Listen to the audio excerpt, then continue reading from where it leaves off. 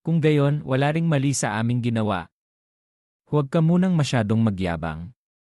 Sa pagsusulit ng Academy bukas, titiyakin ng prinsipeng ito na walang sinuman mula sa inyong Yunwu Commandery ang matatanggap. Lalo ka na, Zhang Ruchen. Sisiguraduhin kong makakarating ka pero hindi ka na makakabalik. Pagkatapos ay umalis na ang grupo ni Huxing. Hindi maganda ito. Mapapanganib tayo sa pagsusulit bukas, nag-aalalang sabi ni Liu Chengfeng. Pinapayagan ba ang pagpatay sa pagsusulit ng Academy? Sa panglabas, hindi pinapayagan. Ngunit ang unang yugto ay gaganapin sa Tianmo Ridge. Sa oras na yon, tiyak nakikilos sila. Sa huli, walang ebidensya kapag namatay. Kung gayon, hindi ba tapos na tayo? Labis na nataranta ang lahat. Kung gusto nilang ubusin tayo, bakit hindi natin sila pwedeng patayin pabalik, sabi ni Zixi. Ika-9 na prinsipe, kung magtutulungan tayo, tiyak na matatalo natin ang mga martial artist ng Sifang Commandery. Ang kahihiyan na dinanas ng ating Yunwu Commandery sa loob ng maraming taon, panahon na para ibalik ito. Kung may ganyang katapangan si Binibining Z, ang prinsipeng ito ay siyempre sasama hanggang sa huli. Bukas, pagbabayarin natin sila ng mahal. Napakaganda. Nakuha ko na ang tiwala niya. Sa hinaharap, magkakaroon ako ng pagkakataong patayin siya, naisip ni Zixi. Kinabukasan ng umaga, isang kampana ang tumunog. Maligayang pagdating sa pagsusulit para sa Martial Market Academy. Ang Martial Market Bank ay napakahigpit sa loob. Tanging mga elder lamang ang pinapayagang magsuot ng pilak na robe. Sa entablado, tanging ang West Campus head lamang ang maaaring magsuot ng gintong robe. Kung makapasa tayo, anong kulay ang isusuot natin? Nagtatakang tanong ni Zhang Ruchen. Una ay puti para sa mga bagong disipulo. Ang pagsusulit ng Academy ay nahahati sa dalawang yugto. Unang yugto, pangangaso ng Demonic Beasts. Ikalawang yugto, Martial Tower Thunder Examination. Sa huli, ang mga mapapabilang sa top 120 pataas ay makakapasok sa outer courtyard. Ang mga detalyadong patakaran ay ipapaliwanag ni Elder Situ. Unang yugto, pangangaso ng Demonic Beasts. Black Realm Early Stage, kailangan lang pumatay ng sapat na 62 ni rank lower grade Demonic Beasts para makapasa. Black Realm Mid Stage, pumatay ng sapat na 12 ni rank lower grade. Black Realm Late Stage, 22 ni rank lower grade. Black Realm Initial Stage Peak, kailangang pumatay ng sapat na 42 ni rank lower grade. Black Realm Mid-Stage Peak, pumatay ng sapat na 82 ni rank lower grade. Isang 2 ni rank mid-grade ay katumbas ng 5 ni rank lower grade. Isang 2 ni rank upper grade ay katumbas ng 25 ni rank lower grade. Kung makaharap ng isang 2 ni rank upper grade, natatakot ako na walang sinumang kalahok dito ang makakalaban dito. Kahit isang 2 ni rank mid-grade, patay na rin tayo. Napaka-brutal naman ang pagsusulit na ito. Pwede pa bang umatras ngayon? Labis na nataranta ang lahat. Nang makita ito, pinakalma sila ni Liu Chengfeng. Huwag kayong masyadong mag-alala. Napakalawak ng itinakdang lugar. Sa teorya, hindi tayo makakaharap ng 2 ni rank upper grade na demonic beast. Nagpatuloy sa pag-anunsyo si Elder Situ. Bago pumasok sa Tianmo Ridge, bawat isa ay bibigyan ng isang bolang ito. Kapag nasa panganib, kailangan lang durugin ito at may tutulong.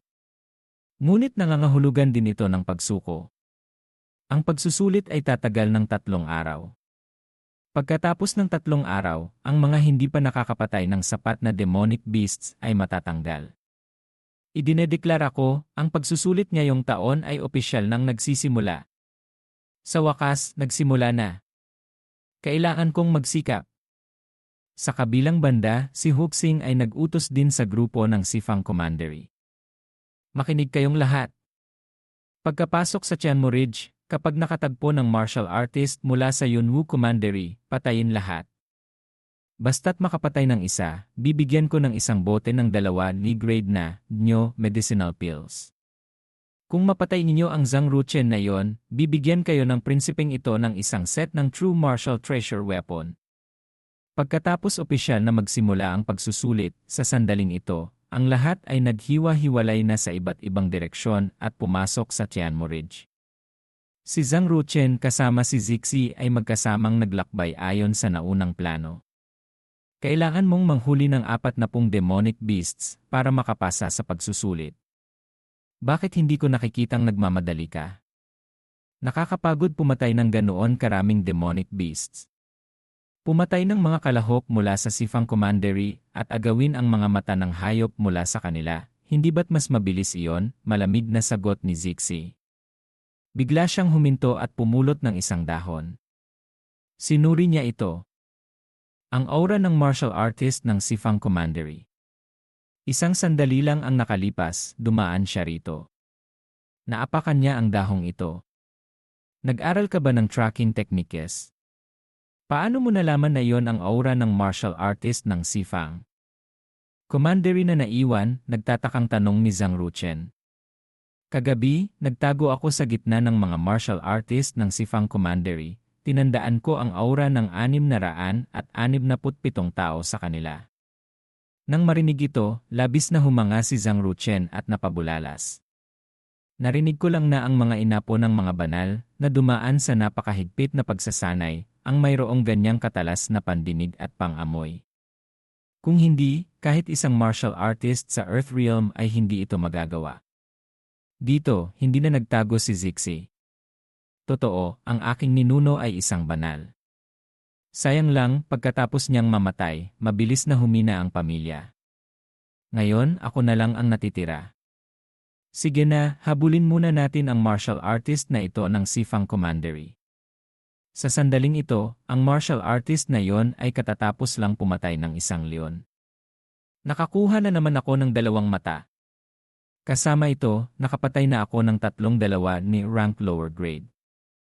Bigla niyang naramdaman ang papalapit na pinagmumulan ni Lenviela spiritual power.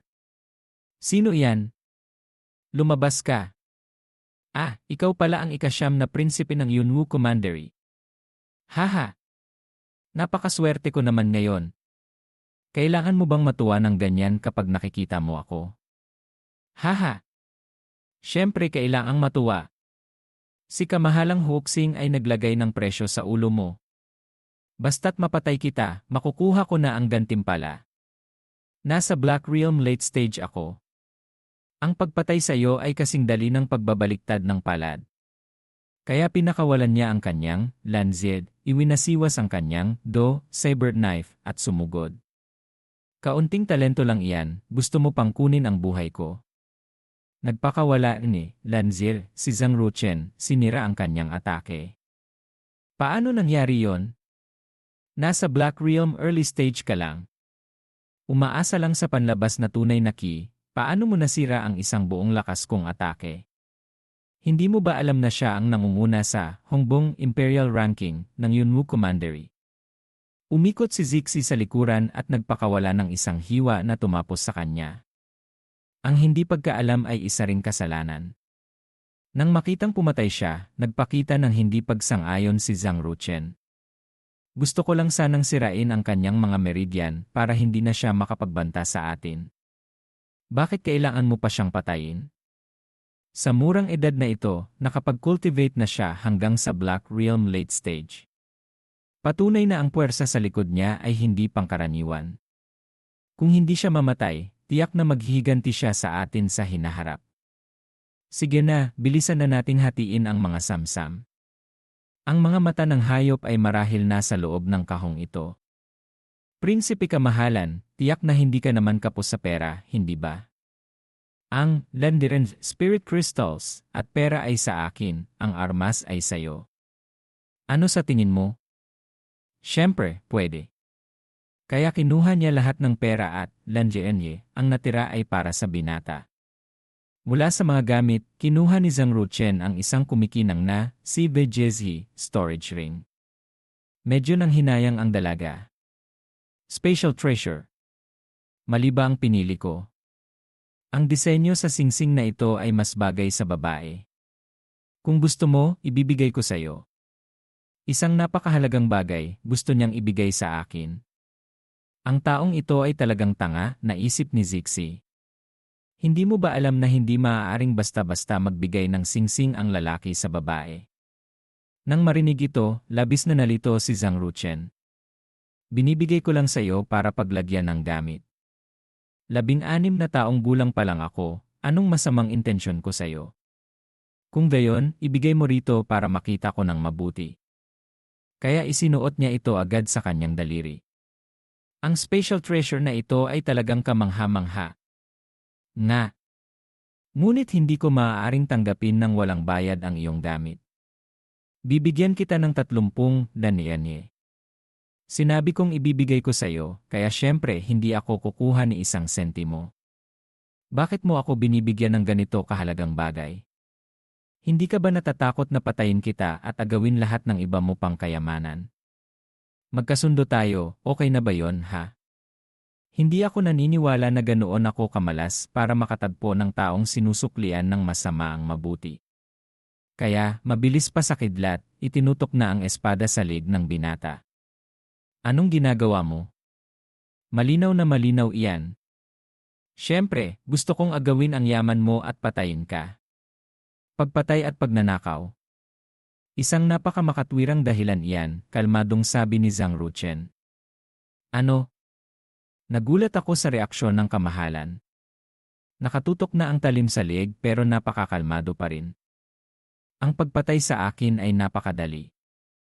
Basta't handa ka nang harapin ang kamatayan. Handa ka na ba? Isang napakalakas na pressure ang lumabas. Ano? Hindi naman mataas ang kanyang cultivation, bakit parang nasasakal ako sa pressure niya? Pagkatapos ay ibinaba niya ang kanyang espada. Gusto ko lang sabihin sa ikasyam na kamahalan, ang puso ng tao ay mapanlinlang. Ang pag-iingat ay hindi maaaring mawala. Kahit nakasama pa sa isang panig. Ang singsing ay tatanggapin ko. Salamat sa kabutihan ng ikasyam na kamahalan. Ipagpatuloy natin ang pagsunod sa mga martial artist ng Sifang Commandery. Ang paraan ng pagbunot ng espada ay kaparehong-kapareho ni Chen Libing na tumangka sa akin dati. Tama nga ang hula ko. Siya ay assassin ng Netherworld Sect, naisip ni Zhang Ruchen. Pagkaraan ng ilang sandali. Nakapatay na tayo ng 8. Pumatay pa ng 12 at tapos na ang ating misyon. Ang Sifang Commandery ay pumatay ng mga martial artist ng Yunwu Commandery sa loob ng maraming taon. Ito ang pinakamagandang pagkakataon para maghiganti. Pilain na lang ang cultivation nila, bakit kailangang patayin lahat, nagpakita ng pag-aatubili si Zhang Ruchen. Prinsipe kamahalan, noong pinapatay ng Sifang Commandery ang mga tao natin, hindi rin sila naawa. Biglang isang palaso mula sa malayo ang tumama patungo kay Zixi. Mabilis pa sa kidlat, tumalon si Zhang Ruchen at niyakap siya, mabilis na umiwas. Kahit ako ay muntik ng tamaan. Isang malakas na mamamana na may ganitong archery skills sa Sifang Commandery ay isa lang, si Feng Zi ng pamilyang Feng. Binibining Zixi, talagang karapat-dapat kang tawaging isa sa mga pinakamagaling na batang henerasyon ng Yunwu Commandery. Nahulaan mo pa na ako nga. Ngunit mas interesado akong malaman kung paano napansin ng ikasyam na kamahalan na nagtatago ako sa dilim. Masyadong mahina ang archery skills mo, kaya syempre hindi mo kami matatamaan, pang-aasar ni Zhang Ruchen. Nangangahas kang hamakin ang archery skills ng pamilyang Feng ko. Sa labanan sa Muhe 2 taon na ang nakalipas, muntik nang mapatay ng lolo ko ang ama mo sa larangan ng digmaan. Dahil doon, nakatanggap kami ng isang lungsod at 80,000 alipin. Kapag nawasak ng Sifang Commandery ang Yunwu Commandery, mas marami pang makukuha ang pamilyang Feng. Sa oras na iyon, magiging alipin ka rin ng pamilyang Feng ko. Haha! Gus!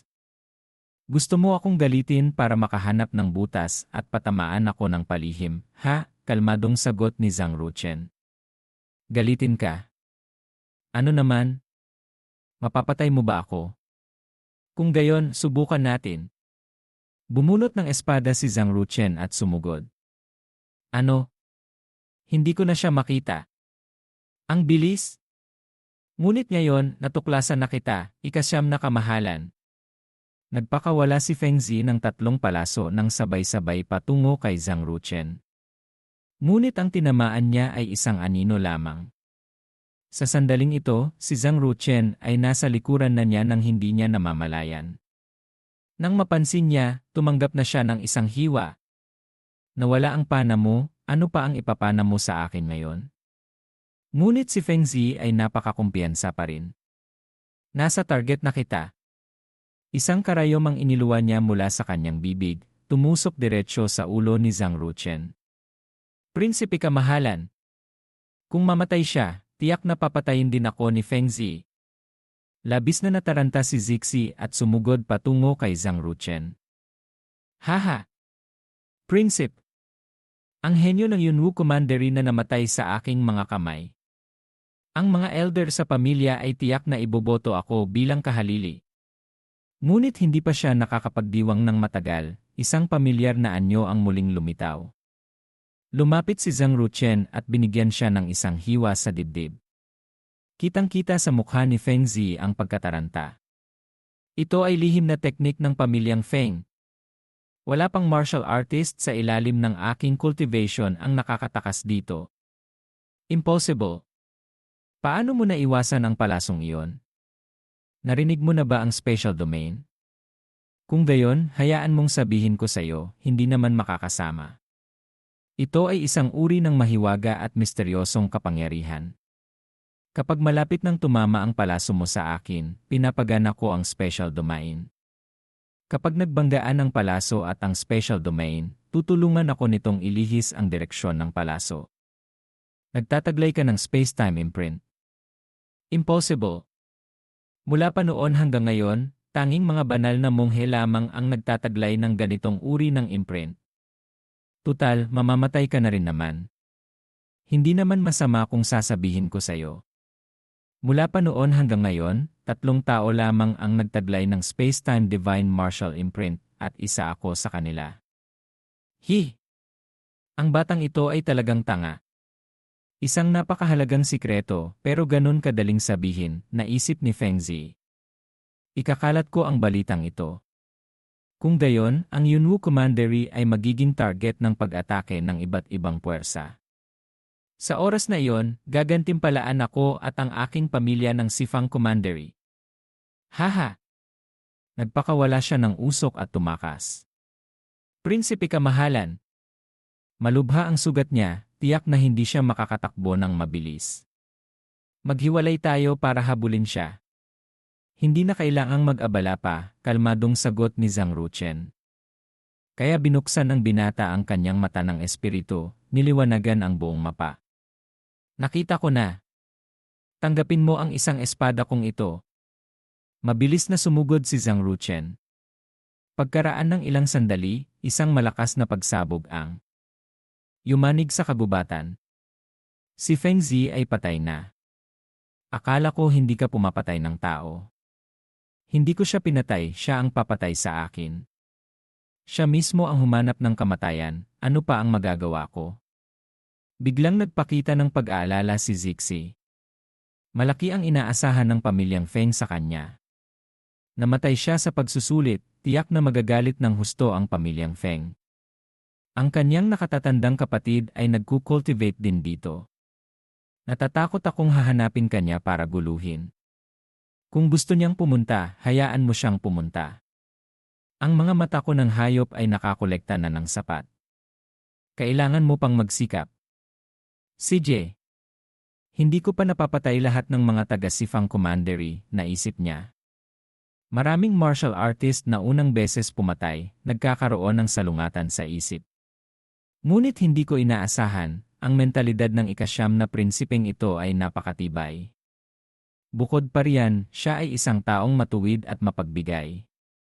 Ang pagsunod sa kanya ay mas kapaki-pakinabang kaysa sa pagpatay sa kanya. Pagkalipas ng ilang araw. Sa sandaling ito, nakakita sila ng bangkay ng isang babae sa tabi ng sapa. Ito ay martial artist ng ating commandery. Tingnan ang itsura niya, mukhang hinamak pa siya bago mamatay. Ang paraan ng pagpatay na ito ay katulad ng pamamaraan ni Qin Yu, ang henyo ng pamilyang Qing mula sa Sifang Commandery. Totoong may naiwang aura niya rito. Pinagpawisan si Zixi nang mabanggit ang pamilyang Qing. Sino ang tinutukoy mo? Si Qin Yu. Ang pinakamahusay na henyo sa loob ng 100 taon ng pamilyang Qing. Siya ay 21 taong gulang na ngayon at umabot na sa Black Realm Initial Stage Peak. Narinig kong nagkukultivate siya ng isang uri ng masamang sining na kayang sumipsip ng tunay na ki ng mga babae. Kaya napakabilis ng kanyang pag-unlad sa cultivation. Sige, ilibing muna natin ang binibining ito. Pagkatapos mailibing, labis na nagalit si Zhang Ruchen at nagpasya. Papatayin ko ang Qin Yu na iyon. Marahil ay naabot na niya ang rurok na antas ng initial stage peak. Kumpara kay Feng Zi, mas mahirap siyang kalabanin. Napag-isipan mo na ba itong mabuti? Bigla, nakaramdam sila ng papalapit na pinagmumulan ni Lanvila. Nahulog tayo sa patibong nila na tarantang sabi ni Zixi. Mula sa malayo, si Huxing ay nakasakay sa ibon at lumipad papalapit. Hindi ko inaasahan na ganoon kabilis niyo kaming natuklasan. Magaling din kayo. Ang mga martial artist ng Sifang Commandery na namatay sa inyong mga kamay ay hindi bababa sa 15 tao, tama ba? Paano mo kami nahanap? Basta't matuklasan ang mga taong pinatay nyo, mahirap pa bang hanapin kayo? Ang ibong lumilipad ay nag-iwan ng tunog, ang taong dumadaan ay nag-iwan ng pangalan. Lalo pat nag-iwan kayo ng bundok ng dugo. Ang paghahanap sa inyo ay kasing dali ng pagkain ng candy. Dahan-dahang lumabas si Qin Yu. Biglang napadako ang kanyang tingin kay Zixi at muling umiral ang kanyang kahalayan. Ang maliit na binibini sa tabi ni Zhang Ruchen ay talagang napakaganda. Hindi rin mababa ang cultivation. Kung masisipsip ko ang kanyang tunay na ki, baka makapag-breakthrough ako sa mid-stage peak. Dahil naghanda na kayo ng patibong, lumabas na kayong lahat, sigaw ni Zixi. Kaya 7 martial artist din ang lumitaw, pinalibutan ang dalawa ni na Zhang Ruchen. Bakit hindi pa ninyo durugin ang Jade Kelin at tumawag ng tulong? Haha! Ngunit kahit durugin pa ninyo ang Jade Kelin, wala pa ring darating para iligtas kayo. Ang tagapagbantay ng lugar na ito ay pawang mga nakatatanda mula sa Sifang Commandery namin. Nakausap ko na sila dati. Prinsipe Huxing, talagang walang butas ang iyong pagpaplano. Ngayon, tiyak na mamamatay tayo. Hindi. Ikaw, tiyak na mamamatay ka. Ngunit ang magandang ito, hindi ko siya papatayin ng basta-basta. Haha! Kayo ang humanap ng kamatayan. Iwinasiwas ni Zixi ang kanyang espada patungo kay Qin Yu, ngunit sinalo ito ng kanyang kamay. Ito ang Azure Devil Hand. Mabilis na binitawan ni Zixi ang espada at umatras. Tama. Ito ang Azure Devil Hand. Nakultivate ko na ito hanggang sa estado na hindi tinatabla ng talim at hindi natutunaw sa apoy. Pagkatapos ay sumugod siya para atakihin si Zixi. Nang matanggap ang atake, tumalsik siya ng malayo. Hindi maganda. Kung hindi ako tutulong, natatakot akong masama ang mangyayari kay Zixi. Kitang-kita ang pag-aalala ni Zhang Ruchen. Sumuko ka na, baka mas guminhawa ka pa, sabi ni Qin Yu habang sumusugod. Nang makita ito, inihagis ni Zhang Ruchen ang kanyang espada para harangan ang kanyang daan. Itinapon niya pati ang kanyang sandata. Naghahanap ba siya ng kamatayan?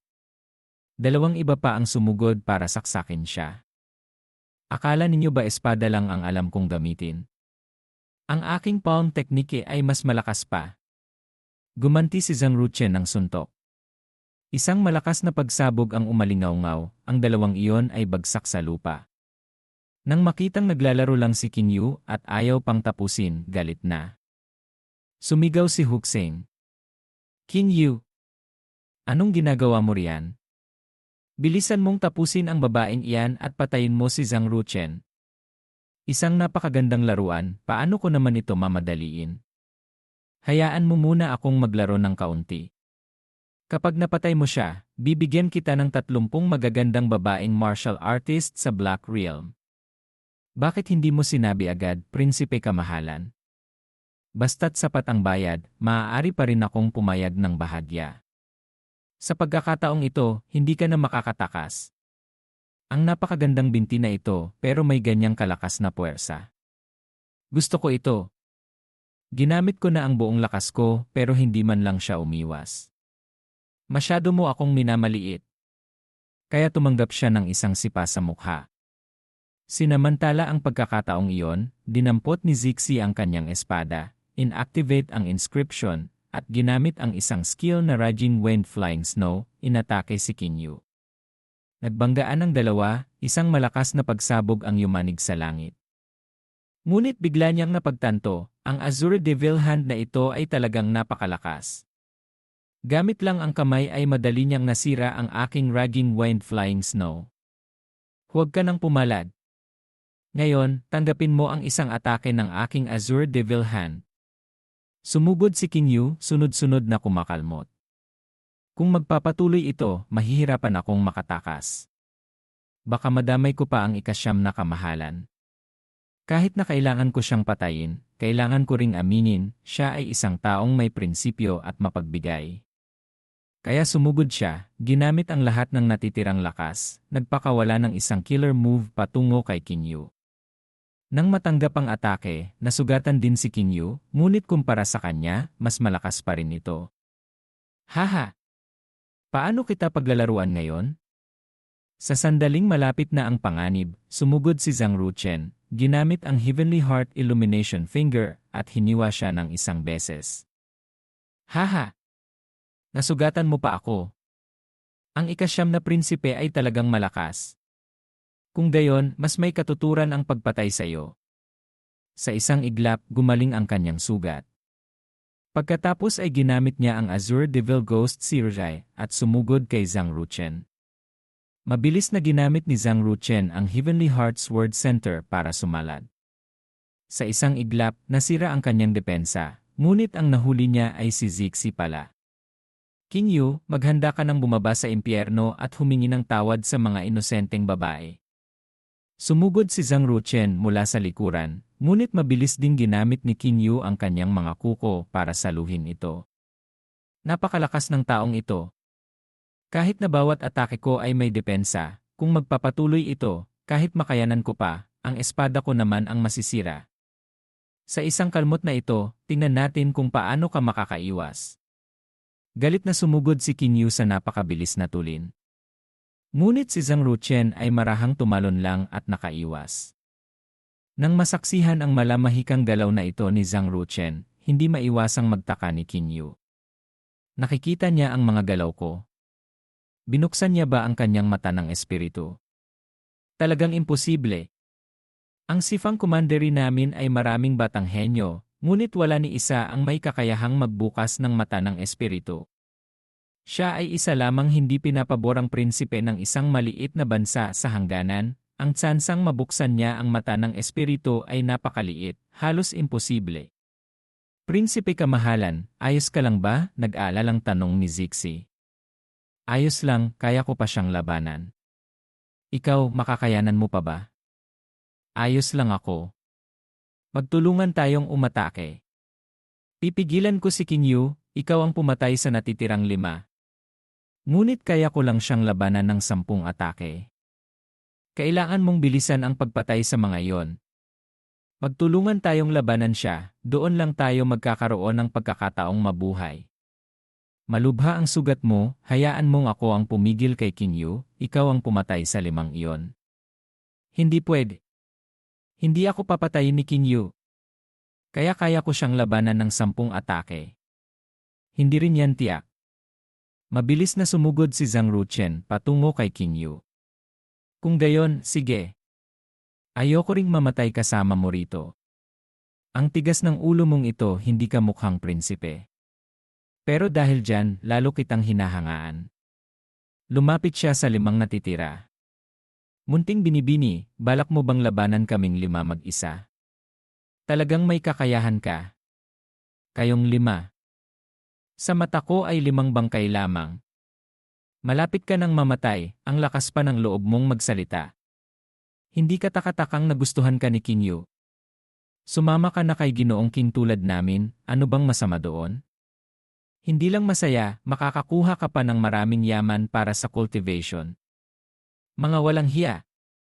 Tapos ikinukumpara niyo pa ako sa inyo. Nakakadiri. Sumugod si Zixi para atakihin ang babaeng nakaasul, ngunit ang tunay niyang target ay ang malaking lalaki kanina. Isang hiwa lang, patay na ito. Ang paraan niya ng pag-atake ay parang isang bihasang asasin. Kakaiba. Bakit may asasin sa tabi ng prinsipe ng Yunwu? Nagpakita ng pagkalito si Huxing at nag-utos. Makinig. Gusto ng prinsipeng ito na mahuli ninyong buhay silang dalawa. Kaya sumugod ang babaeng nakaasul, 2 tao ang sunod-sunod na umatake. Pagkaraan ng ilang sandali. 3 pa ang natitira. Ngunit wala na akong sapat na tunay na ki para lumaban. Kailangan ko ng sumugal. Kung mabigo ang ataking ito, mahihirapang makatakas kaming dalawa ng ika-9 na prinsipe sa pagkakataong ito. Kaya pinakawalan niya ang lahat ng kanyang lanhila. Napakalakas ng tunay na ki. Marahil, itinaya na ni Zixi ang kanyang buhay sa isang ataking ito. Kailangan ko na ring bilisan ang pagtatapos. Kung hindi, pareho kaming mamamatay dito. Ako ay orihinal na ipinadala para patayin ang ika-9 na kamahalan. Ngunit kung makakasama kitang lumaban, pakiramdam ko ay isang malaking karangalan. Si Zixi ngayon ay puno ng determinasyong mamatay habang sumusugod, sunod-sunod na humihiwa. Napakabilis niya, hindi ko makita. Kaya 1, 2, 3 tao ang sunod-sunod na bumagsak sa harap ng ataking ito ni Zixi. Tapos na. Pagsabog. Isang dambuhalang pagsabog ang yumanig sa buong kagubatan, pinadala ang 3 natitira pabalik sa lupa. Si Zixi ngayon ay ubos na rin ang lakas at bumagsak sa lupa. Si Zhang Ruchen naman ay patuloy pa ring iniiwasan ang mga galit na atake ni Kinyu. Biglang huminto ang binata sa ibabaw ng isang malaking bato. Hindi ka natatakas. Gusto mo nang makipaglaban ng harapan sa akin? Sakto lang, patayin muna kita bago tikman ang magandang iyon. Haha! Kung gayon, tingnan natin kung may kakayahan ka nga, sabi ni Zhang Ruchen habang naglalabas ng isang espada at isang sibat. Nang makita ito, nagpakita ng paghamak si Kinyu. 2 kamay na gumagamit ng 2 magkaibang sandata. Kung hindi magkakatugma, masihina ka lang. Haha! Tama na ang salita. Sumugod si Zhang Ruchen at sinaksak siya sa likod ng isang beses. Ngunit walang epekto. Bata ka pa at kulang pa sa karanasan.